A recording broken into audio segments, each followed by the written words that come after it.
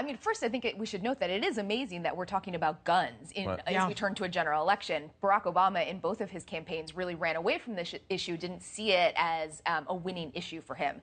Clinton looks at this and sees it very differently right now. She sees this as a way for her to show voters that she's not just going to be anti-Donald Trump, that she actually has an issue that she cares about very passionately. I think that's important for her because she has struggled with her messaging.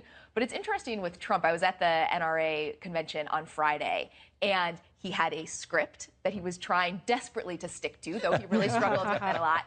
And when he was introduced by NRA leaders as they endorsed him, their entire remarks were about Hillary Clinton. The only time they actually mentioned Donald Trump was to actually say they were endorsing him. And you can see the tension in there. They want to get behind him because they want to be against Hillary Clinton, yet at the same time, they are somewhat skeptical of where Trump is on these issues. Well, that's a great point. So let's get right to it. You have the NRA endorsing Trump because they so don't want Hillary Clinton. And yet, they're on this and many other issues, they're endorsing not Hillary. Conservatives are very skeptical because back in the day, Donald Trump endorsed the assault weapons ban. Now, he can make the case that was a long time ago during the Bill Clinton presidency. But just 3 years ago, a little more than 3 years ago, after the Newtown shooting, Donald Trump tweeted out when President Obama went to Newtown and spoke. Donald Trump tweeted out, "President Obama spoke for me and every American in his remarks in Newtown, Connecticut." Jonathan, President Obama in that speech called for strict new gun controls. Right. Donald Trump has been on the other side of the issues with conservatives on literally every issue of importance to them. That's not new. Look, if you're conservative and you support Donald Trump, you have to basically make this entirely about Hillary Clinton. And basically what you have to rationalize by saying, well, she's just worse than him. And you have to basically ignore every statement that he's made over the years contradicting what he says now, because it's all out there. And they know that.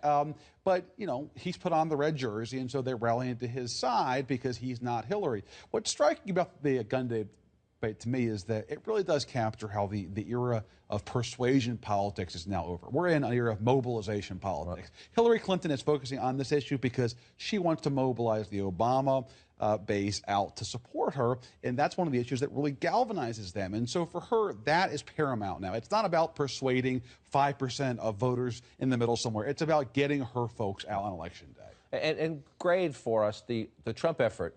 He put out a list of judges. There was a lot of skepticism. Remember, early in the campaign, he said his sister, who happens to be pro-choice on abortion rights, she's a judge. And he said she would be a great Supreme Court justice. Now he's pulled that one back, says he couldn't do it anyway. It would be nepotism. But he put out a list of judges, and conservatives generally said, pretty good. That's a pretty good list. And you do have the vacancy now. So but again, do they trust him?